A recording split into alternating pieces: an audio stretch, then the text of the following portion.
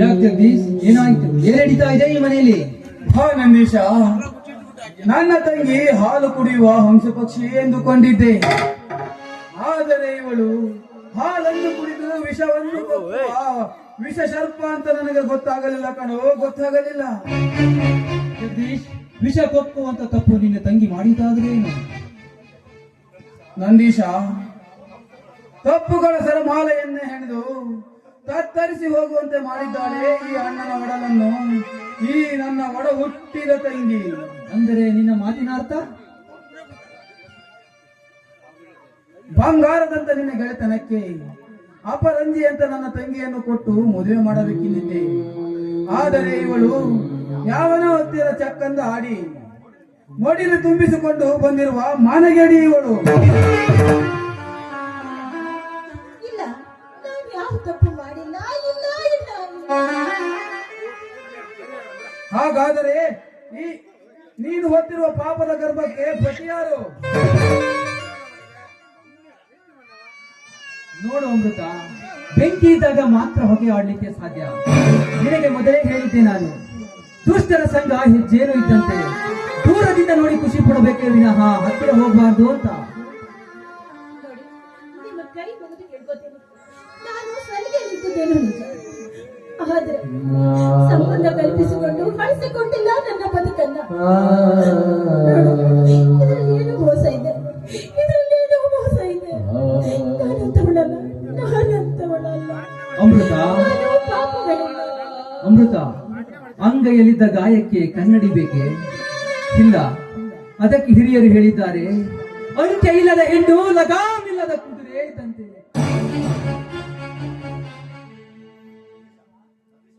ನಂದೀಶ, ತಾಯಿ ಇಲ್ಲದ ತಬ್ಬದೆ ಎಂದು ಪ್ರೀತಿಸಿದ್ದಕ್ಕೆ ಅದಕ್ಕೆ ಪ್ರತಿಫಲವಾಗಿ ಇವತ್ತು ನನ್ನ ತಂಗಿ ಈ ಅಣ್ಣನ ಮಾನ ಮರ್ಯಾದೆಯನ್ನು ಹಾಳು ಮಾಡಿಬಿಟ್ಟಳು. ಅಷ್ಟೇ ಯಾಕೆ, ನಿನ್ನಂತ ಪ್ರೀತಿಯ ಸ್ನೇಹಿತನಿಗೆ ನಾಯಿ ಮುಟ್ಟಿದ ಮಡಕೆಯನ್ನು ಕೊಟ್ಟು ಸ್ನೇಹಕ್ಕೆ ಕಳಂಕ ಹಚ್ಚುವ ನೀಚ ನಾನಾಗಲಾರೆ. ಅಮೃತ, ಮೊದಲು ಹೊರಟು ಹೋಗು ಇಲ್ಲಿಂದ.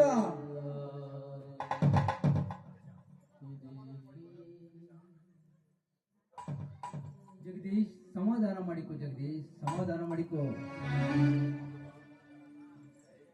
ನೋಡು ಅಮೃತ, ನಿನಗೆ ಒಂದೇ ಹೇಳಿದ್ದೆ, ವಿಷ ಸರ್ಪವು ವಿಷ ಕಾರುವ ಮುನ್ನ ಎಚ್ಚೆತ್ತಿಕೋ ಎಂದು.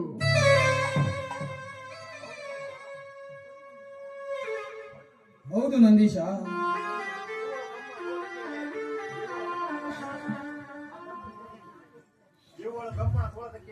ಹೌದು ನಂದೀಶ, ಇವಳು ಬ್ರಹ್ಮನ ತೋಳ್ತಕ್ಕೆಯಲ್ಲಿ ತೇಲಾಡಿ ಹಳಸಿ ಹೋದ ಅನ್ನಕ್ಕೆ ಸಮ, ತಿನ್ನಲಿಕ್ಕೂ ಬಾರದೆ ನಾಯಿಗೆ ಹಾಕಲಿಕ್ಕೆ ಮಾತ್ರ ಮೀಸಲು ಇವಳು.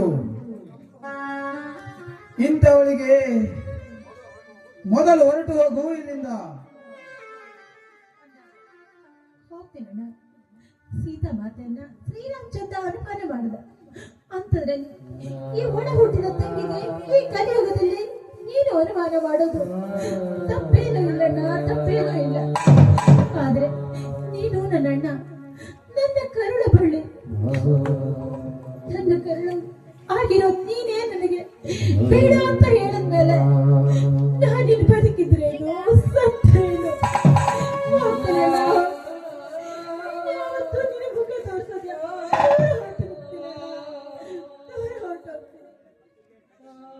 ನಿಲ್ಲು ಅಮೃತ, ನಿಲ್ಲು.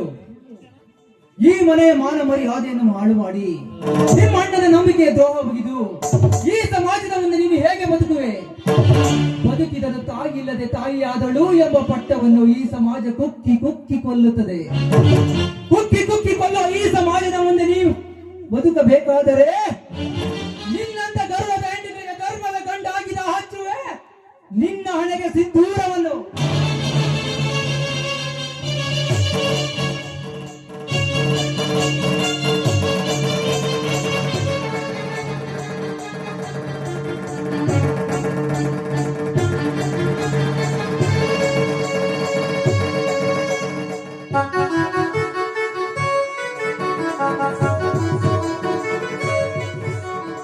ನಂದೀಶ, ಎಂತ ಕೆಲಸ ಮಾಡಿಬಿಟ್ಟೆ. ನಿನ್ನಂತ ಧರ್ಮವಂತವನಿಗೆ ಎಂಜಲ ಪ್ರಸಾದವೇ ಬೇಡ ನಂದೀಶ ಬೇಡ. ಗೆಳೆತನಕ್ಕೆ ಕೊಟ್ಟು ಬಿದ್ದು ಇಂಥ ಕೆಟ್ಟ ಹೆಣ್ಣನ್ನು ನಿನಗೆ ಕಟ್ಟಿದರೆ ತೊಟ್ಟದೆ ಬಿಟ್ಟಿತೆ ಶಾಪ ಮುಂದೊಂದು ದಿನ ಕೊಟ್ಟಿಟ್ಟ ಬುತ್ತಿ. ಜಗದೀಶ, ಈ ದೇಶದಲ್ಲಿ ಪ್ರತಿನಿತ್ಯ ಒಂದೊಂದು ಹೆಣ್ಣಿನ ಮೇಲೆ ಅತ್ಯಾಚಾರಗಳು ಆಗುತ್ತವೆ. ಏನು ತಿಳಿಯದ ಅತ್ಯಾಚಾರಕ್ಕೆ ಒಳಗಾದ ಎಷ್ಟೋ ಬಡ ಹೆಣ್ಣು ಮಕ್ಕಳು ಸಾಯುವುದೇ ಒಂದು ದಾರಿ ಅಂದೀಯಾ? ಇಲ್ಲ ಜಗದೀಶ, ಇಲ್ಲ. ಈ ಸಮಾಜಕ್ಕೆ ಅವರಿಗೂ ಒಂದು ಜೀವನ ಇದೆ ಎಂದು ತೋರಿಸ್ಕೊಡ್ಬೇಕಷ್ಟೇ. ನಂದೀಶ, ಕಾಮುಕರು ಮಾಡುವ ಅತ್ಯಾಚಾರಕ್ಕೆ ಬಲಿಯಾದ ಹೆಣ್ಣುಗಳಿಗೆ ಬಾಳು ಕೊಡುವುದು ಹೃದಯವಂತನ ಕೆಲಸ. ಆದರೆ ಇವಳು ಬುದ್ಧಿವಂತೆ, ವಿದ್ಯಾವಂತೆ. ಶೋಕಿ ಮಾಡುವ ಆಸೆಗೋಸ್ಕರ ದುಡ್ಡಿದ್ದವನ ಹತ್ತಿರ ಮಡಿಲು ತುಂಬಿಸಿಕೊಂಡು ಬಂದಿರುವಳು. ಇಂಥವಳಿಗೆ ಬಾಳು ಕೊಡುವುದು ಹಾಳು ಬಾವಿಗೆ ಬೀಳುವುದು ಒಂದೇ. ಅಣ್ಣ ತಂದೆ ತಾಯಿಗಳ ಪ್ರೀತಿಯಲ್ಲಿ, ಅಣ್ಣ ತಮ್ಮದ ಪ್ರೀತಿಯಲ್ಲಿ ಬೆಳೆದವರು ತಪ್ಪು ಮಾಡಿದ್ರೆ ಅವ್ರ ಮನಸ್ಸಿಗೆ ಎಷ್ಟು ನೋವಾಗುತ್ತೆ ಅಂತ ಇವತ್ತು ನನ್ಗೆ ಅರ್ಥ ಆಯ್ತಣ್ಣ. ಇವತ್ತು ನನ್ಗೆ ಅರ್ಥ ಆಯ್ತು. ಅವ್ರು ನನ್ನ ಅಕ್ಕ ತಂಗಿದ್ದೀರ, ನಿಮಗೆಲ್ಲ ನಾನು ಹೇಳೋದಿಷ್ಟೇ. ಪ್ರೀತಿಯಲ್ಲಿ ಬಿದ್ದವರ ತಂದೆ ತಾಯಿ ಅಣ್ಣ ತಮ್ಮದಿರ ಗೌರವದ ಬಗ್ಗೆ, ಮಾನದ ಬಗ್ಗೆ ಎಚ್ಚರವಿರಿ ಅಂತ.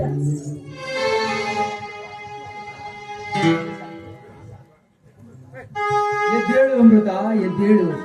ಯೌವನದಲ್ಲಿ ತಂದೆ ತಾಯಿಗಳಿಗೆ ಬೆಲೆ ಕೊಡದೆ, ಅಣ್ಣನಿಂದರನ್ನು ಲೆಕ್ಕಿಸದೆ, ಪ್ರೀತಿ ಪ್ರೇಮದಲ್ಲಿ ಓಡಿ ಹೋಗುವ ಹೆಣ್ಣು ಮಕ್ಕಳು ಅರ್ಥ ಮಾಡಿಕೊಳ್ಳಬೇಕು, ಅವರಿಗಾದ ನೋವು, ಸಂಕಟ, ಅವಮಾನ ಯಾರಿಂದಲೂ ಭರಿಸಲಾಗದು ಎಂದು.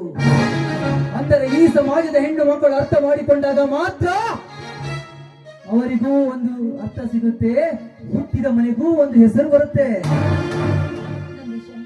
ನಾನು ನಿಂಗೆ ಎಷ್ಟು ಅವಮಾನ ಮಾಡಿದೆ, ಆದ್ರೆ ನಾನು ನಡತೆ ಗಟ್ಟವಳು ಅಂತ ಗೊತ್ತಿದ್ರು ಕೂಡ ನನಗೆ ಬಹಳ ಕೊಟ್ಟು ನನ್ನ ಸಿಂಧೂರ ಇಟ್ಟು ನನ್ನನ್ನು ಸಂಗಾತಿಯಾಗಿ ಸ್ವೀಕಾರ ಮಾಡಿದೆ. ದಯವಿಟ್ಟು ನನ್ನ ತಪ್ಪನ್ನ ಕ್ಷಮಿಸ್ಬಿಡು ನಂದೇಶ. ಅಮೃತ, ಪ್ರತಿಯೊಬ್ಬರು ಹುಟ್ಟಿದ ಮೇಲೆ ತಪ್ಪು ಮಾಡುವುದು ಸಹಜ. ಅದನ್ನ ತಿದ್ದಿ ನಡೆದುಕೊಂಡಾಗ ಮಾತ್ರ ಅವನು ಮನುಷ್ಯನಾಗಿರ್ತಾನೆ. ಈಗ ನಿಂಗೆ ಅರ್ಥ ಆಗಿದೆಯಲ್ಲ, ಬಿಟ್ಬಿಡು. ಅಮೃತ, ಅರ್ಥವಾಗಿರಬೇಕಲ್ಲಮ್ಮ. ನಿಮ್ಮಂತ ಸಹೋದರಿಯರು ಮಾಡುವ ಹೊಲಸು ಕೆಲಸದಿಂದ ನನ್ನಂತ ಅಣ್ಣಂದಿರು ತಲೆ ತಗ್ಗಿಸುವಂತಾಗುತ್ತೆ. ಸುಂದರ ಹೆಣ್ಣುಗಳ ತಲೆ ಕೆಡಿಸಿ ಅವರ ಸೌಂದರ್ಯವನ್ನು ಅನುಭವಿಸಿ ಕೊನೆಗೆ ಅವರನ್ನು ಕೈ ಬಿಡುವ ಚಾಂಡಾಳರಿದ್ದಾರಮ್ಮ ಈ ಜಗತ್ತಿನಲ್ಲಿ. ಅದಕ್ಕೆ ಕವಿ ಗುರುರಾಜರು ಹೇಳಿರುವರು, ಎಚ್ಚರ ತಂಗಿ ಎಚ್ಚರ, ಕಾಮದ ಹುಚ್ಚರಿರುವರು ಈ ಕಲಿಯುಗದಲ್ಲಿ ಎಚ್ಚರ ಎಂದು.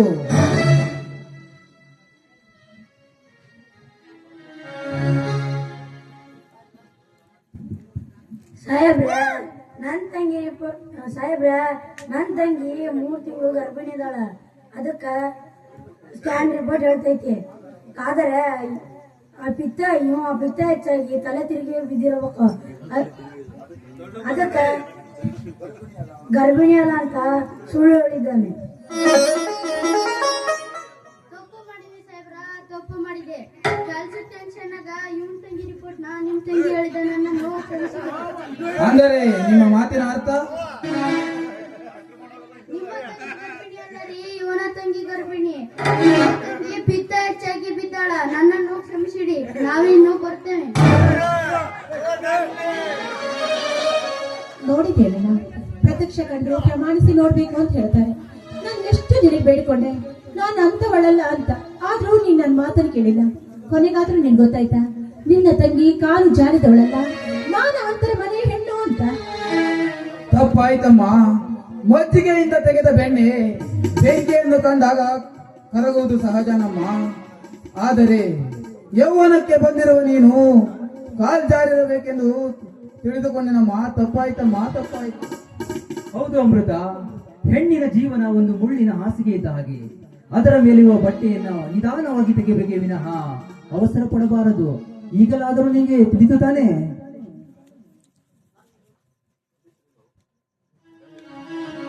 ನಿಲ್ಲು ನಂದೀಶ, ಹಾಗೆ ಹೋಗುತ್ತಿರುವೆಯಲ್ಲ. ಹೋಗ್ಲಿ ಬಿಡೋಣ. ಹೇಗೂ ನಾನು ನಡತೆಗೆಟ್ಟವಳಲ್ಲ ಅಂತ ಗೊತ್ತಾಯ್ತಲ್ಲ, ಮತ್ತೇಕೆ ಅವನೇಕೆ ನಾನು ಅಂದರೇನು ಮಾನಿನ ಮಾತಿನ ಅರ್ಥ? ಕೆಟ್ಟಾಗ ಬೇಕು, ಸರಿಯಾದಾಗ ಬೇಡ ಅಂತಾನ? ಹಾಗಲ್ಲಣ್ಣ ನಾನು ಹೇಳಿದ್ದು. ನಿನ್ನ ಸ್ನೇಹಿತ ತುಂಬಾ ಒಳ್ಳೆಯವನು, ಕೆಟ್ಟವಳು ನಾನು ಅಂತ ಗೊತ್ತಿದ್ರು ಕೂಡ ನನ್ನ ಕೊಳಿಗೆ ತಾಳಿ ಕಟ್ಟಿ ಸಿಂಧೂರ ಇಟ್ಟಿದ್ದಾರೆ. ಅಂದಮೇಲೆ ಅಂತ ಮಹಾನುಭಾವರನ್ನ ನಮ್ಮಲ್ಲಿ ಇಟ್ಕೊಂಡ್ರೆ ಸರಿ ಆಗೋದಿಲ್ಲ. ಅದಕ್ಕೆ ನಾನೇ ಅವ್ರ ಮನೆಗೆ ಹೋಗಿ ಗಂಡನಿಗೆ ತಕ್ಕ ಹೆಂಡತಿಯಾಗಿ ಬಾಳ್ತೀನಣ್ಣ. ಅಬ್ಬಾ, ಸಾರ್ಥಕವಾಯಿತು ನನ್ನ ಜನ್ಮ. ನಂದೀಶ, ಅಮೃತ, ಇಂಥ ಖುಷಿಯಲ್ಲಿ ನಾನೇ ನಿಮಗೆ ಸಿಹಿ ಮಾಡಿ ಬಡಿಸುತ್ತೇನೆ. ನೀವು ಮಾತನಾಡ್ತಾ ಇರಿ, ನಾನು ಸಿಹಿಯನ್ನು ರೆಡಿ ಮಾಡ್ತೇನೆ.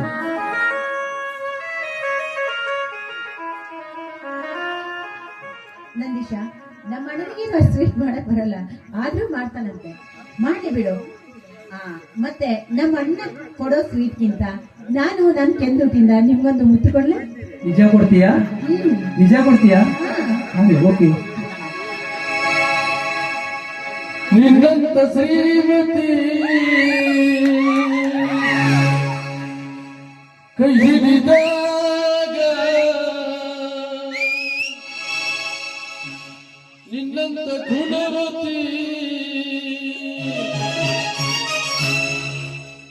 ಜೊತೆಯಾದಾಗ ದಿನವೂ ಆನಂದವೇ.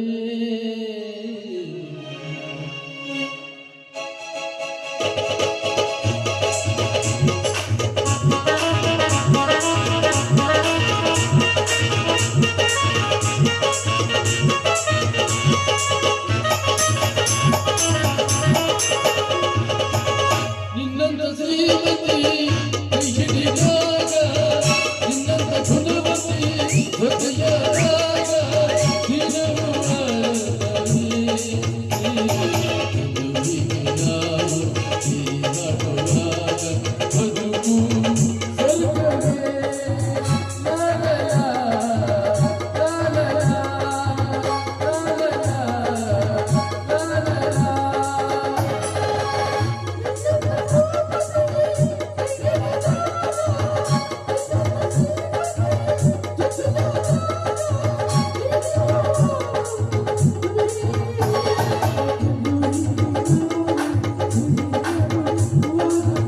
ಬದುಕು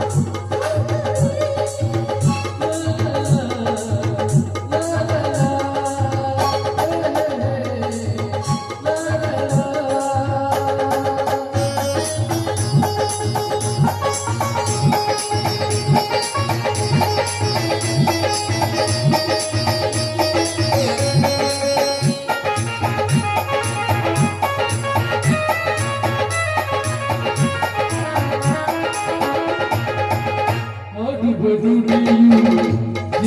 ಸಿಹಿಯು ನಡೆಯುವ ಹಾಗೆ ಹೂವಿನ ಹಾಗೆಯು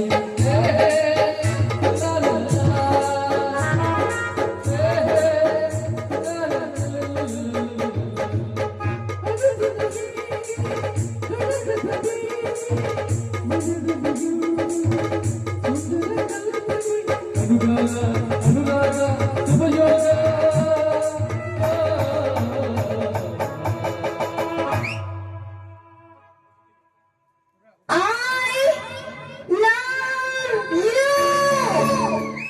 ನಿನ್ನಂತ ಶ್ರೀಮತಿ ಕೈ ಹಿಡಿದಾಗ ನಿನ್ನಂತ ಗುಣವತಿ ಜೊತೆಗಾದಾಗ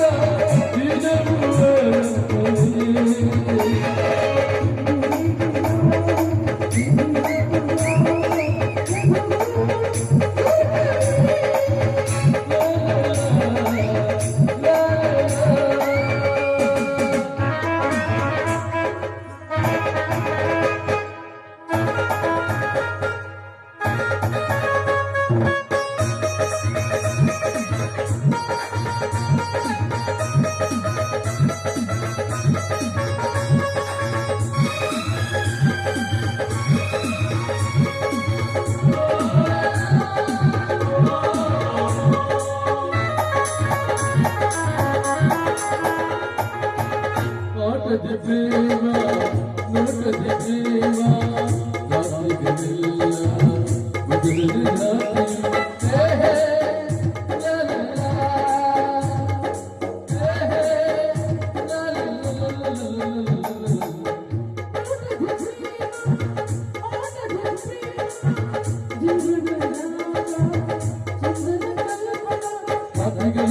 ದಿನವೆಲ್ಲ ಸಂತೋಷ ಗರಿಸ ಗರಿಸ ಗರಿಸ ಗರಿಸ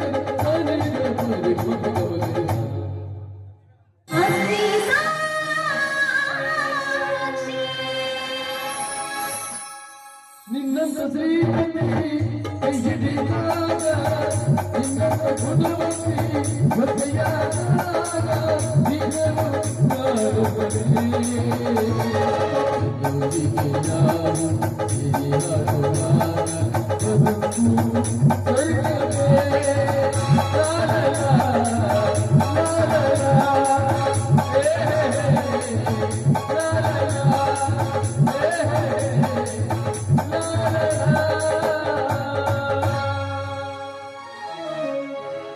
ಬನ್ನಿ ನಂದೇಶ್ ನಮ್ಮಣ್ಣ ಹೋಗಿ ಬಹಳ ಹೊತ್ತಾಯ್ತು ಏನ್ ಮಾಡಿರ್ತಾನೆ ನೋಡೋಣ